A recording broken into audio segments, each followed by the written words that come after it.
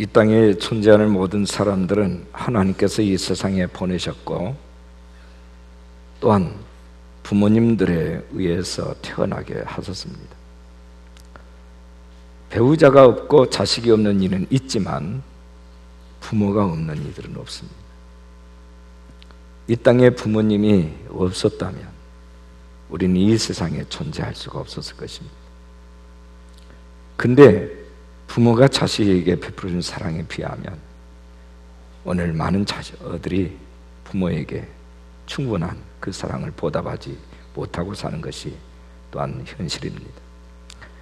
성경은 말씀하기를 자녀들아 내 부모를 공경하라 이렇게 말씀합니다. 이것은 부탁이 아니고 명령형입니다. 반드시 부모를 공경해야 한다는 것입니다. 일반적인 사랑이나 배려가 아니라 진심으로 높이 우러르는 마음으로 존경하는 마음을 우리는 공경이라 이렇게 해석을 합니다. 진심으로 우리가 그렇게 우러르는 마음이 있어야 되겠습니다. 근데 오늘날 자식들이 부모를 공경하지 못한 이유가 세 가지 있다고 합니다. 첫째는 지식적으로 부모님들이 이제 자녀들보다 좀 떨어진다는 거죠. 예전에는 모든 지혜와 지식을 부모님께로부터 전수받았습니다. 그래서 부모님은 우리의 영원한 스승이셨습니다. 모든 점에서 부모님들은 자녀들보다 우월했습니다. 하나에서 10까지 다 부모들이 다 가르쳐줬습니다. 근데 요즘에는 자녀들이 너무 똑똑해졌습니다. 인터넷상을 통해서 이제 모르는 게 없을 정도로 부모들은 세대 차이 때문에 아무리 노력을 해도 이 인터넷 사회망을 통해서 얻는 지식에는 턱없이 모자랍니다. 그러다 보니 자녀들이 부모들이 지적 능력이 떨어지고 무능해 보인다고 무시하는 경향이 점점 심화되어지고 있습니다. 그리고 또 하나는 능력 면에 있어서도 자신보다 못한다 하고서 부모를 무시하는 경향이 있습니다. 예전에는 부모로부터 모든 것을 물려받았습니다. 기업도 기술도 재산도 다 물려받았습니다. 부모님은 정말 능력 그 자체였습니다. 절대 의존의 대상이었습니다. 근데 요즘엔 자녀들이 능력이 더해지다 보니까 부모를 무시하는 경향이 뚜렷해지고 있습니다. 부모들보다 자신을 더 믿는 그런 시대가 되었습니다. 그리고 또 하나 이유는 개인주의입니다.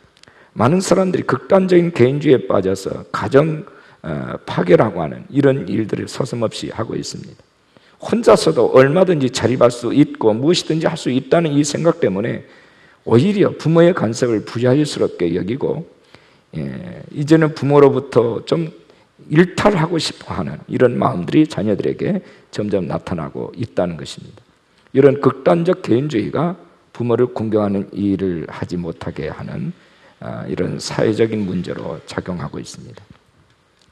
그러니까 이런 세 가지 이유 때문에, 이런 상업적이고 계산적인 이유 때문에 더 이상 부모에게 얻을 게 없다는 생각이 팽배해지면서 부모 공경하는 마음이 점점 시들해지고 있다는 것입니다. 여러분, 자식이 부모를 공경하고 효도하고 기쁘시게 해드려야 할 이유를 알고 계십니까? 그것은 부모가 지적으로 우월하기 때문이 아닙니다. 또 부모의 능력 때문도 아닙니다. 부모에게 뭔가 얻을 게 있어서도 아닌 것입니다. 여러분, 새 중에서 우리 까치를 길조라고 부르죠. 근데 까치가 아침에 울면 좋은 일이 있든지 반가운 손님이 올 거라고 이렇게 말합니다. 근데 반해서 이 까마귀는 흉조새라고 얘기를 합니다. 근데 이 흉조인 까마귀가 어미에게 무지 효도를 잘하는 새로 알려져 있습니다. 어미 까마귀는 새가 태어나면 한 번도 먹을 것을 물어다 주지 않는다고 합니다. 때문에 새끼 까마귀는 스스로 먹을 것을 찾아 자랄 수밖에 없습니다. 근데 이 어미 까마귀가 이제 늙어서 날개 털이 다 빠질 정도가 되면, 그래서 이제는 스스로 먹거리를 이제 해결할 수 없을 때가 되면 어미로부터 아무런 은혜를 입지 못한 새끼 까마귀가 먹을 것을 가져다가 그 어미 까마귀를 봉양한다고 합니다. 그래서 반포지효라는 단어가 여기에서 나온 겁니다. 어미 까마귀에게 한 번도 먹을 것을 받아먹지 못한 이 까마귀 새끼도 늙은 어미가 죽기까지 먹을 것을 날라다 주는데 어찌 만물의 영장이라고 하는 사람이 그 어미나 아비를 조롱하며 봉양치 않을 수가 있겠습니까? 이거는 말도 안 됩니다. 에베소서 6장 2절 3절 말씀 보면 내 아버지와 어머니를 공경하라. 이것은 약속이 있는 첫 계명이니 이로써 네가 잘되고 땅에서 장수하리. 부모에게 공경하는 사람들이 가장 첫 번째 계명을 잘 지키는 사람이고 이것이 네가 땅에서 잘 되고 장수하는 비결이라, 이렇게 성경이 말씀하고 있습니다. 그러니까 부모를 공경하는 사람들은 축복의 문이 열린다는 뜻입니다. 요즘 가정이 파괴되어지면서 가족관계에 적신을 보여주는 이런 때가 역사적으로 없었다고 합니다. 어느 나라 어느 역사든지 가정이 몰락할 때 그 문명도 함께 몰락했음을 우리는 역사 속에서 얼마든지 찾아볼 수 있습니다. 그래서 오늘 본문 25절에서 내 부모를 즐겁게 하며 너 낳은 어미를 기쁘게 하라. 즐겁게 하고 기쁘게 하라는 말이 무슨 말입니까? 한마디로 말하면 행복하게 해드려라, 그 말이에요. 행복하게 해드려라. 오늘 제목입니다. 우리 따라하겠습니다. 내 부모를 행복하게 하라. 우리 옆에 사람 손 한번 잡고 이렇게 다짐하십시다. 부모님을 행복하게 해드리십시다. 할렐루야. 그러면 부모님을 행복하게 해드린다는 것은 무엇을 말하는가? 세 가지입니다. 첫째는 존중할 줄 알아야 됩니다. 존중하는 것입니다. 본문 22절 말씀을 보면 너를 낳은 아비에게 청종하고 내 늙은 어미를 경히 여기지 말라. 이 청종이라는 단어는 귀담아 들으라, 그 말입니다. 경히 가벼울 경자입니다. 가볍게 여기지 말라 이거예요.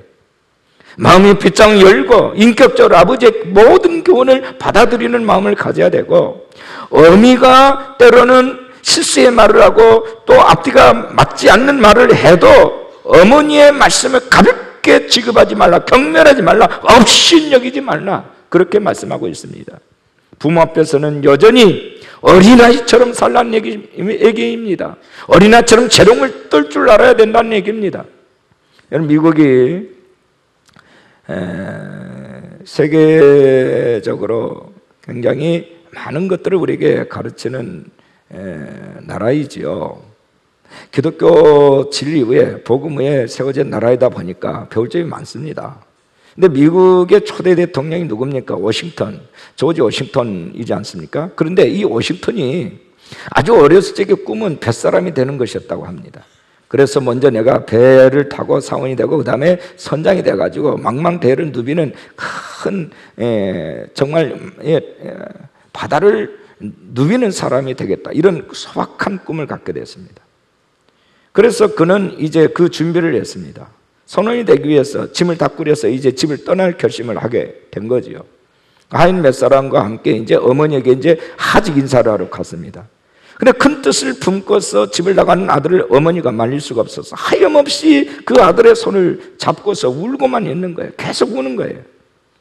그럼 워싱턴은 생각을 거기서 바꾸게 됐답니다. 내가 어머니를 슬프게 하고 어머니 눈에서 눈물을 흘리게 하면서까지 내가 내 꿈을 쫓을 수는 없다. 어머니가 세상을 떠나기, 천국 가실 때까지는 내가 어머니 곁에서 어머니를 공경해야 됐다. 그래서 그 짐을 풀었다는 거예요. 어머니 살아생전 어머니를 떠나지 않겠다. 그렇게 지극정성으로 어머니를 공경했습니다. 그리고 마침내 그는 그 유명한 미국의 초대 대통령 자리에 오르게 됐습니다. 그는 어머니를 떠났더라면 선장이 되었을지는 모릅니다. 그러나 존경받는 미국의 대통령 될 수 없었을 것입니다. 그는 나중에 고백한 말이 이겁니다. 나보다 어머니에겐 인생에 살아오신 경륜이 많으니까 어머니의 명예를 높이고 어머니의 인격을 높이기 위해서 메사에 나는 순종할 수밖에 없었습니다. 그게 고백이에요. 이것이 진정한 효도인 것입니다. 이것이 진정한 공경이에요.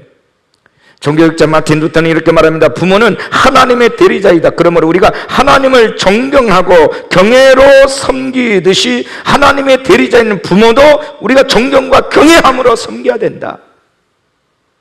하나님의 대리자라는 거죠, 부모가. 부모님은 하나님께서 하나님을 대신하여 이 세상에 보내주신 분이기 때문에 어버이를 존경하고 경외한 것이 마땅한 것입니다. 마땅한 것입니다. 여러분, 어버이를 존중하시기를 바랍니다. 진심으로 존중하셔야 됩니다.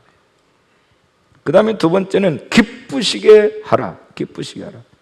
25절 본문 보세요. 내 부모를 즐겁게 하며 너를 낳은 어미를 기쁘게 하라. 즐겁게 하고 기쁘게 해드려라. 여러분, 반드시 진수성찬은 차려드려야 기쁘는 게 아닙니다. 돈다발을 싸놓고 보약을 지어드려야 그것을 보고 부모들이 기뻐하는 것만은 아닙니다. 효도라고 하는 것은 특별한 공식이 있는 게 아닙니다. 부모님을 즐겁게 해드리고 기쁘게 해드리는 것인데, 그것은 부모의 마음을 평안하게 하고 부모가 좋다고 하는 모든 것을 하게 하는 것입니다. 자식이 기준이 아니고 부모가 기준이 돼야 돼요. 아주 세심한 관찰과 세심한 배려와 분별력이 필요합니다. 여러분, 우리가 부모들하고 많은 대화를 나누죠. 대화 속에는 직업법이 있고 반어법이 있습니다. 우리가 그 부모들이, 어른들이 말할 때 그 언어 속에는 또 다른 마음이 들어있어요. 그거를 잘 살펴야 되는 거예요. 어떤 시어미가 며느리에게, 아가, 나 지금 니네 집에 간다. 그런데 나 저녁 먹고 갈란다. 아니, 어머니 왜요? 어서 오셔서 저희랑 같이 드세요. 아니다, 그냥 물 말아 먹고 갈란다. 그럼 어떻게 해야 돼요? 그럼 그렇게 하세요. 그렇게 해야 됩니까? 거지것대로 들으면 안 됩니다. 반드시 오셔야 됩니다. 고기 반찬 준비해드리겠습니다. 그냥 오셔야 돼요. 아니면 내가 모시러 가겠습니다. 이래야 되는 거예요. 야, 추어탕 끓여놨다 와서 먹고 가라. 예 하고 가서 먹으면 됩니다. 고기 같은 거 사올 필요 없다. 그러면 이럴 때는 고기를 잔뜩 사가지고 와야 돼요. 반어법이라고 하는 것은 어머니가 자식을 골탕 먹이려는 것이 아니라 자식을 향한 배려입니다. 배려. 부모의 말귀를 몰아들으면 안 됩니다. 나 필요 없다. 그러면 더 필요한 거다. 그렇게 알아들어야 돼요. 전 꼬박꼬박 매달 우리 부모님, 우리 아버님, 서울에 계신 아버님께 용돈을 보내드립니다. 그리고 가끔 제가 서울 갈 때는 꼭 들려서 용돈을 이렇게 드려드립니다. 그러면은, 그러지 말고 넉넉하다고, 목사님이 준 거 보내는 거, 사모가 보내준 거 지금도 아직도 넉넉하다고 그러면서도 꼭 받아 챙기셔야 돼.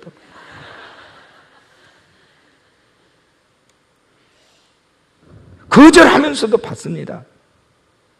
그거 알죠? 간두지 말지 이렇게 하면서 받는 거죠. 여러분 보세요. 말귀를 못 알아들으면 안 돼요. 효도한 사람들은. 말 속에는 또 다른 마음들이 들어있어요. 그것을 지혜롭게 살펴야 되는 것입니다. 나 입맛이 깔깔하다 그러면 고기 먹고 싶다 그 말이에요. 알아들으셔야 돼요. 밥맛이 떨어졌다. 왜 떨어졌을까요?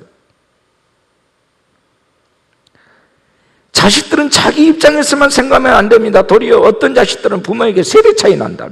지저분하다, 고리따분하다, 뭐 냄새 난다, 뭐가 안 통한다, 말귀를 알아듣지 못한다. 오히려 핀잔을 줍니다. 이건 불효자식이에요. 부모의 속마음을 얼마나 알고 있다고 생각하십니까? 얼마나 노력을 하고 있습니까?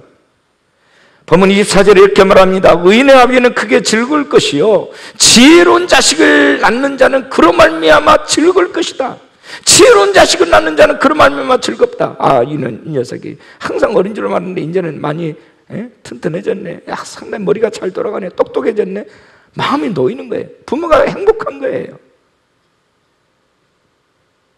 근데 항상 철삭박이 없이 얘같이 굶으면 부모가 걱정을 한 겁니다. 제가 나이는 들었지 헛것 먹었네. 그런 거예요.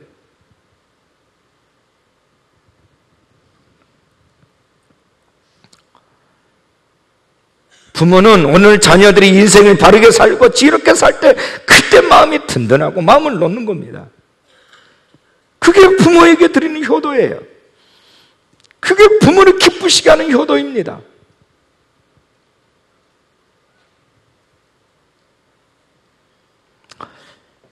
그런 자녀를 가진 어버이는 근심 대신에 평안을 누리며 수치 대신에 영광을 얻는 거지요. 자녀들이 올바르게 살 때 그것이 어버이를 기쁘게 하는 효도임을 기억하시기를 바랍니다.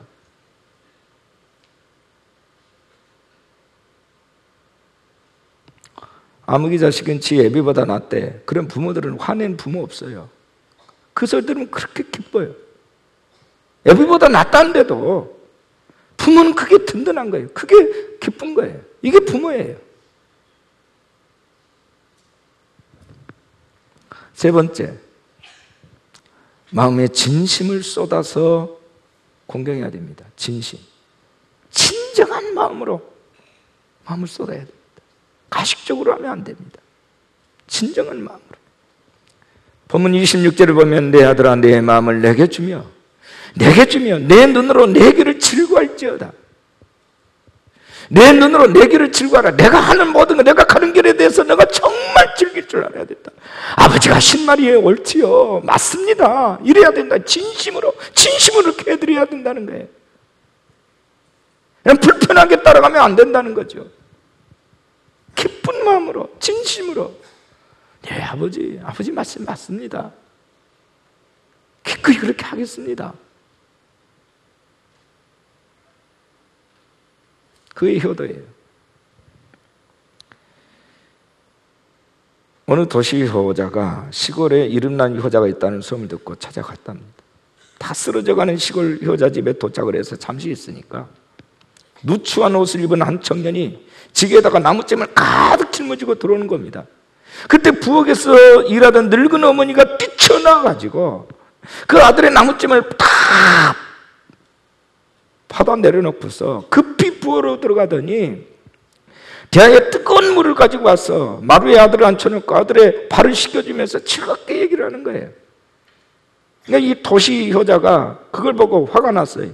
야, 이 녀석아, 내가 너 효자라고 그래서 소문 듣고 내가 어떻게 하는가 보러 왔는데 네가 기껏 한다는 게 네 어머니들의 발을 씻겨달라고 하는 거냐? 그러니까 이 시골 여자가 하는 말이, 저는 효도가 뭔지 잘 모릅니다. 다만 저는 우리 어머니가 이게 좋으시다는데, 이렇게 하면 기쁘시다는데 전들 왜 불편하지 않겠습니까? 그래서 어머니가 좋다고 하시는 일을 내가 마다할 수가 없습니다. 그러더라는 거예요. 이 말을 들은 도시 여자는, 그래, 네 말이 맞다. 나는 효도를 잘못했다. 난 지금까지 내 생각대로 효도했다. 좋은 잠자리, 좋은 음식, 많은 용돈을 드렸지만 내 어머님의 얼굴에는 저 시골 어머니의 얼굴 같은 그 웃음을 내가 진정으로 본 적이 없다.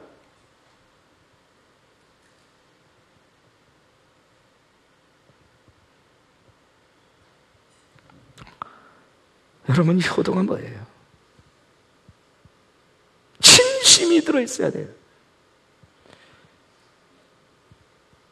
그럼 부모는 자식을 희생하면서 즐거운 겁니다.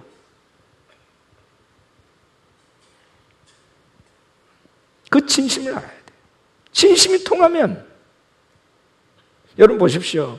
누구한테 뭔가 구제를 받을 때, 뭔가 도움을 얻을 때보다 줄 때 더 행복하지 않습니까? 여러분 해보세요. 줄 때도 행복합니다. 베풀 때 행복합니다. 우리 하나님께 올려드릴 때 행복한 겁니다. 내가 봉사할 때 행복합니다. 이게 사랑이에요. 받을 때가 아닙니다. 창세기 22장에 보면 아브라함이 아들 이삭을 번져드린 장면이 나옵니다. 우리는 여기서 그냥 스쳐 지나가는 굉장히 중요한 부분을 놓칠 때가 있어요. 그게 뭐냐면 이삭의 순종입니다. 이 청년이 아버지가 꽁꽁 밧줄로 묶는데 가만히 있어요. 뒤쳐 도망갔어요. 아버지 망령 들었습니까? 아니, 나를 죽이려고 다니요. 말도 안 되죠. 이러질 않아. 이삭이 다 묶여서 그냥 다 나 죽여주세요. 그거 딱 있는 거예요. 그냥. 왜냐고 묻지도 않아요. 따지도 않습니다. 이게 효도예요. 이삭의 순종. 이삭의 순종이 있었기 때문에 아브라함의 믿음이, 아브라함의 순종이 빛이 난 겁니다. 아브라함이 순종하고 싶어도 이삭이 거절하고 뛰쳐나가면 아브라함 순종은 무효가 되는 거예요. 아버지와 아들과 아버지의 관계가 어떻게 돼야 됩니까? 바로 이거예요. 아브라함이 아들 이삭 앞에서 도대체 어떻게 살았길래 아들 이삭은 그렇게 순종해야 되는 것으로 알았을까요? 또 아버지가 많은 실수를 했어요. 안 한 게 아닙니다. 근데 이삭은 그 어버이를 무시하지 않습니다. 하나님께서 어련히 알아서 하셨을까? 순종합니다. 부모에게 순종하는 것은 하나님께서 보실 때 너무나도 당연한 일이기 때문입니다. 미국의 라이언 화이트라고 하는 이름을 가진 소년에 관한 얘기입니다. 라이언 화이트이 13살 때 혈우병을 앓게 돼서 수술을 받게 됐는데 이게 문제가 된 거예요. 수술 중에 수혈이 잘못되어가지고 이 소년의 그만 후천성 면역결핍 에이즈에 걸리고 맙니다. 그러니까 이 에이즈 보균자의 피를 공급받은 거지요. 그래서 철저히 이 병을 얻게 돼요. 그러니까 이 병원의 잘못으로 인하여서 이 아이가 억울하게 이 병에 걸린 겁니다.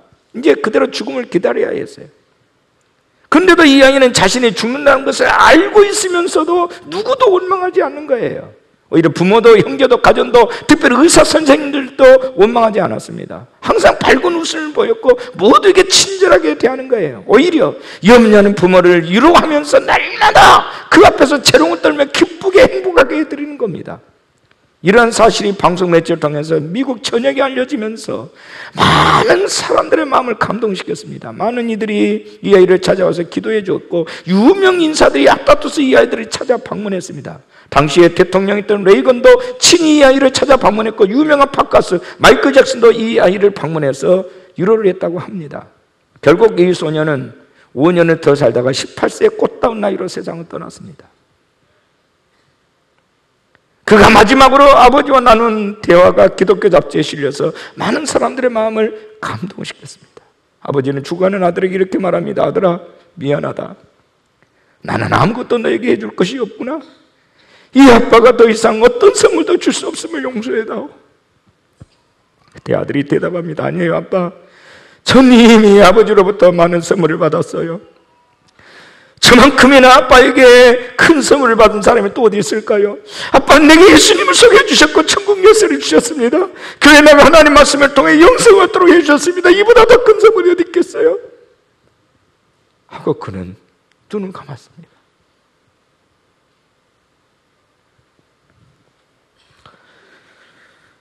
자녀들이 부모에게 순종하는 것은 자랑거리가 아니에요. 당연한 거예요.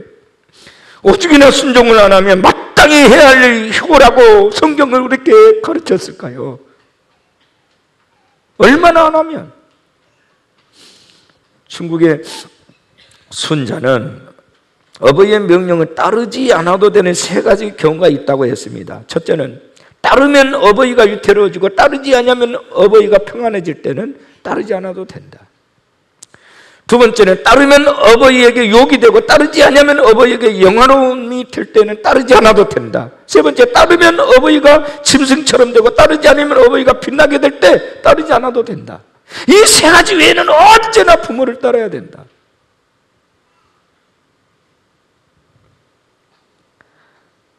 자녀들이여, 부모에게 순종하시기를 바랍니다. 그것이 땅에서 잘되고 장수하는 비결입니다.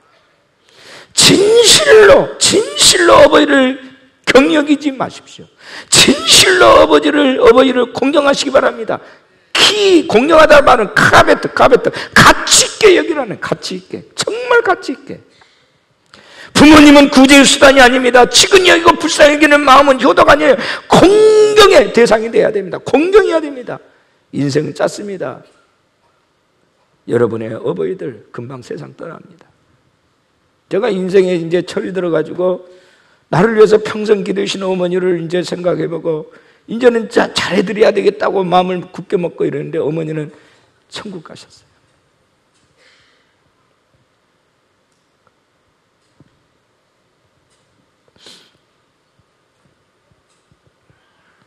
어머니가 부모가 없으시다고요? 우리 주변에 어버이들이 많습니다. 그 어른들 어버이입니다. 이 땅의 어른들 어버이입니다.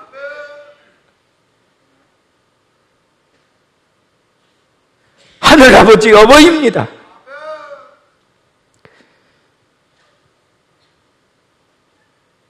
행복하게 기쁘시게 해드리십시오. 그가 누구든지 간에 나로 인해서 그 사람의 마음이 괴로워지고 그 사람 마음이 슬퍼지면 우리 인생의 처세는 잘못된 겁니다. 상업적으로 계산적으로 인간관계 하면 오래 가지 못합니다. 아랫사람에 대해서도 그렇고 윗사람에 대해서도 그렇습니다. 우리 사회가 병든 것은 지식의 문제가 아닙니다. 물질의 문제가 아닙니다. 우리의 마음이 피폐해졌습니다. 사랑하고 배려할 마음이 없어졌습니다. 진심 어린 마음이 없어졌습니다. 공경하는 마음이 실종이 됐습니다.